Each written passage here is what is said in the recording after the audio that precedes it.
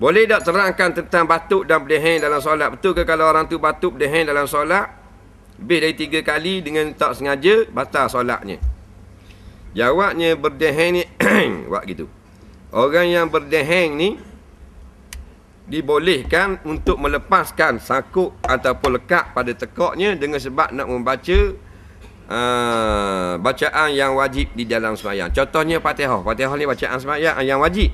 Dia panggil rukun qauli. Jadi lekat satu tekak dia, kalau tak reheng tak boleh nak sebut molek Fatihah dia buat gitu. Tak batal sembahyang. Ha? Kat lagi siapa satu ayat pula, lekat pula, tak batal juga. Ha. Itu pendapat yang muktamad. Adapun kalau bacaan yang sunat, subhana rabbiyal azim dalam rakaat contohnya, tak boleh deheng. Tapi kau doa dalam mazhab Syafi'i, walaupun bacaan hak sunat boleh deheng kerana nak baca. Ha, jadi kita taklid kau tu tak ada masalah. Dan yang kata batal sengaja berdeheng. Nak duduk saja sembahyang tengok orang lalu buat gitu. Tu batal. Nah.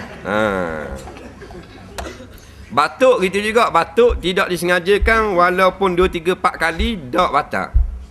Yang batal ni batuk tidak sengaja tapi tak berhenti.